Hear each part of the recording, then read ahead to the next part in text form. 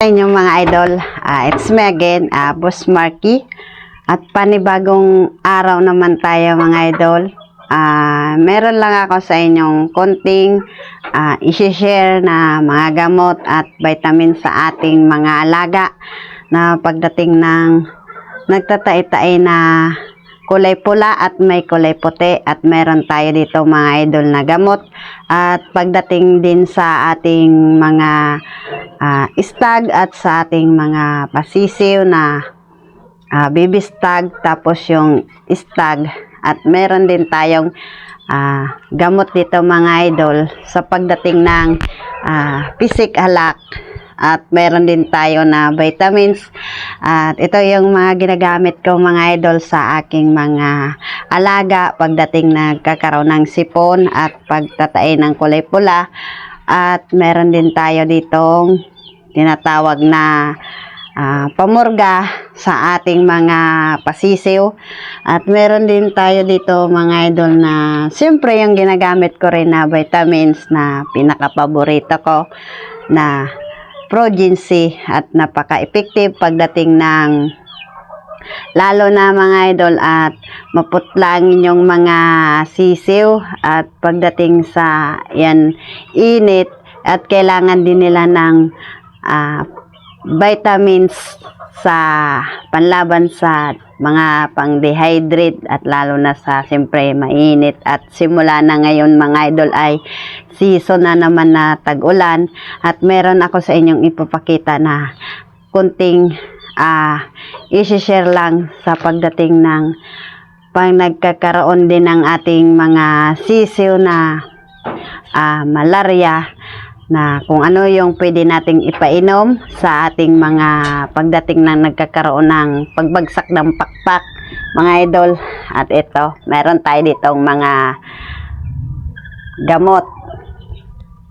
At ito mga idol, Tepox 48, pag yan ay nagtatai ng pula tapos may puti, at ito lang yung pwede natin na ipainom mga idol. 7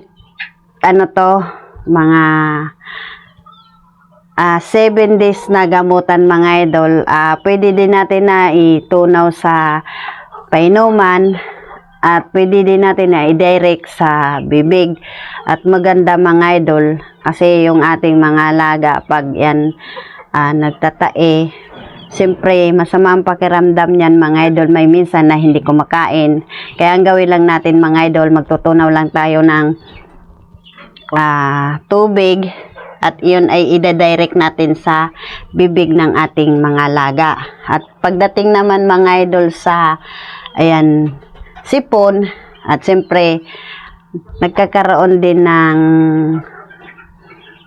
maga yung muka ng ating mga alaga, siyempre may sipon din yan. Nagdaan din ako dyan mga idol sa pagkakaroon ng nag-uumpisa kasi mga idol yung sipon sa mata ay yung namamaga, kasi ito din yung ginamit ko mga idol. Mag-start lang tayo magpainom umaga, kasi ang ginagawa ko rin mga idol umaga hapon nung simula nung nagkaroon ng sipon yung aking mga alaga. Ito lang mga idol, pisik halak, amtil, at tapos meron din tayo mga idol na ambroxetil, kasi nag-level up na yung ambroxetil natin gawa ng excellent. At excellent baka naman dyan. Ayan, ambroxetil. At ito mga idol, ambroxetil tylosin. Ayan, may ano na siya mga idol, may biogesic na to mga idol, kasi marami nang nag-level up na kasi ngayon yung ambroxetil. At ito yung tinitik ko mga idol sa aking sisiw, kasi may sinusunod tayong program. At ito yung ginagamit ko mga idol, ambroxetil. At tapos yung pag deworm tayo sa ating mga sisiw, mayroon din tayong bastonero. Ayan mga idol, itong binili ni na Junior, at kasi yung pag-uwi niya at marami siyang binili na gamot, at meron din tayo mga idol sa pagdating sa sisiw. Ito, Probo Chick. Alam mo yung mga idol ang paggamit nito, before tayo magbigay ng patuka, or pwede din natin to ihalo mga idol sa patuka ng ating mga pasisiw, kasi ang nakalagay dito mga idol 6 AM before sila kumain, at ito ay ginagamit dito mga idol umaga, tapos sa 9 AM ang pagbibigay nito sa 1 liter, at ito lang yung gamit na takip. At pag hindi naubos yun mga idol, yung inumin ng ating sisiw, magiging plain water na lang to. Kailangan sa pagbigay natin ng painuman, dapat maubos nila. Kasi ang ginagawa ko din mga idol, sa akin lang, sa pamamaraan, ay hinahalo ko sa patuka yung Probo Chick. At napakaganda to mga idol sa ating sa ating mga pasisiw. At kita nyo mga idol, yung good bacteria, marami tong to mga idol, 25% ang good bacteria ang makukuha nito sa ating mga pasisiw, itong Probo Chick. At siyempre meron din tayo mga idol na post out pagdating ng malaria yung ating mga pasisiw, ay yung nagbabagsak na pakpak. At ito mga idol ay antibacteria cause out. Ang ginagawa din nito mga idol, at tinitimpla din to sa tubig, at yun ay ginagawa natin mga idol. Dapat tayo magbigay ng antibacteria, or mga siyempre dala din yan ng mga idol ng pabago-bagong klima natin, uulan, iinit. Siyempre hindi natin maiwasan yung ating sisiw ay magkasakit. At pagbibigay din nito mga idol ay 7 days.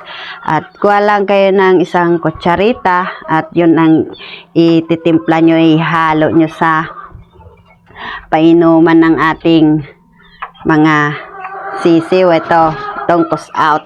At syempre hindi din tayo naalisan din mga idol, at meron din tayo ditong Ornistat. Ayan, meron na din to siyang anti-malaria, anti-effective. Ayan mga idol, Ornistat. At ang pagbibigay din nito mga idol ay 7 days din. At meron na rin siyang vitamins B12. Ayan mga idol, Ornistat. Pero ang nito, excellent. Basta ito din mga idol, napakaganda din to sa ating ibigay sa ating sisiw. At ito ay 7 days ang bigay din nito, kasi nandito rin to sa program ng aking, siyempre nag-vaccine tayo, ito din yung sinusunod. At siyempre ito din yung pinakapaborito kong binibigay sa aking mga sisiw, lalo na sa stag. Multivitamins, mineral, amino acid, electrolytes, probiotic, and protein C. Ayan, excellent din. At ito din mga idol, Promotor 43, at pwede din na natin tong ibigay din sa ating, lalo na pag nagkokondisyon tayo, kahit na hindi tayo magkondisyon. At ito lang yung ating i-maintenance sa ating mga stag. At lalo na gaganda nito ang ating mga lagang manok pagdating na sa pagpamumutla. Ito lang yung Promotor 43 yung ginagamit ko sa aking mga stag. Excuse me po. At syempre, at dito din yung red cell, tapos dextrose powder. Pag meron din kayo mga idol na nagpo-condition or naglaban kayo ng manok, o syempre galing sa nilaban nyo at may sugat, at bagay to mga idol ibigay natin sa ating mga stag at lalo na sa pag nagkukondisyon. Kahit na hindi nagkukondisyon mga idol, ito lang yung ginagamit ko dito sa aking mga alaga ko. At red cell, hinahalo ko din sa patoka at gamit ng ating dextrose. At nilalagay ko to mga idol sa patokaan sa aking mga alaga para yung blood nila mga idol, para maganda yung recycle nung kanilang dugo mga idol, para mamula-mula yung ating mga stag. At yan mga idol, at ang tagal din natin na hindi nakapag-video, at ito lang yung mga ginagamit kong mga idol kasi nung nag-vaccine kami, at ito yung sinusunod ko mga idol.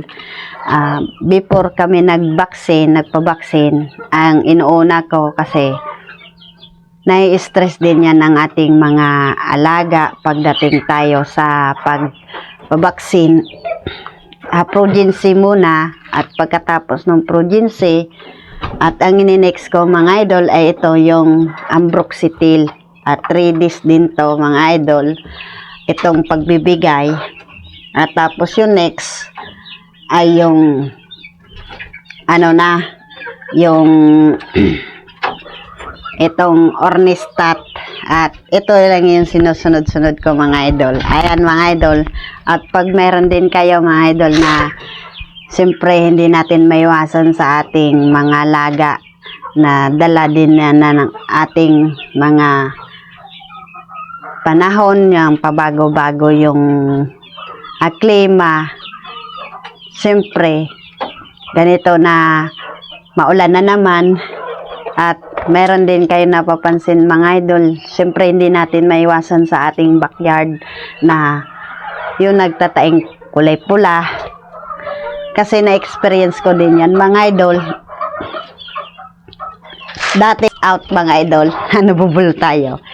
Ito mga idol, dati bumili ako nito na sachet, 2 piraso. Minsan kasi mga idol dito sa amin out of stock, kaya hindi na ako nakabili nito. At ito yung pinakamaganda, ito mga idol, sa lalo na sa mga malaria. At nakadalawa lang ako noon dati mga idol nang kabili nito kasi out of stock. Ang tigtyaga ko mga idol na binili dati ay Tepox 48, tapos itong ambroxetil. Dati mga idol, yung ambroxetil ay hindi pa nag-level up, ngayon lang to nag-level up. At ito mga idol, at napakaganda to ibigay sa ating mga alaga pagdating ng nagtataing kulay pula. At ayan mga idol, kasi ngayon wala na ako ngayon na pagkagising sa umaga at hindi na tayo stress. Dati stress na stress ako mga idol pagkatapos pa lang mga idol nung pagpapakain dati.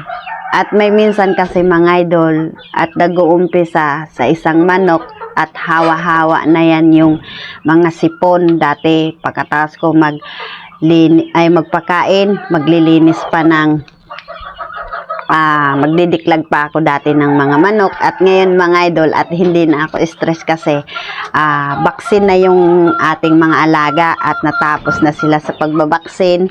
At mamayang gabi ay yung pahabol naman ng aking pasisiw ay yung 12 na lang mga idol. At sa ngayon, at kung gusto nyo mga idol, kung anong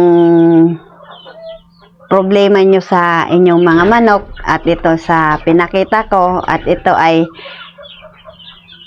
pinabili ko to mga idol kina Junior bago siya bumalik sa ibang bansa kasi nagtatrabaho siya. Shout out dyan sa iyo mga idol. At kung hindi naman dahil sa kanya mga idol, itong mga financial nito sa mga manok, at hindi ko to kakayanin, at ito ay hindi to akin, at sa kanya to, ako lang ang tagapag-alaga, ako lang nag-asikaso. Kasi sa basic experience ko mga idol sa aking mga alaga, dahil hindi naman tayo perfect, pag may napapansin ako mga idol na bagsak ang pakpak, at bumibili na agad ako ng gamot, kasi ako man lang din yan ang nahihirapan, kasi ako rin din yan ang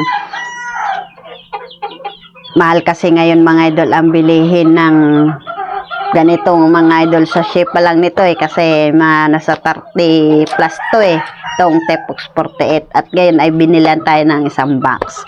Kaya pag may nagka-problema naman tayo at hindi na tayo mahihirapan na kung anong ibibigay natin sa ating mga alaga. At sa kanya kasi to mga idol, itong mga manok, kasi ako lang talagang nag-asikaso. At ayan mga idol, dahil maganda ngayon yung aming mga maraming pasisiw.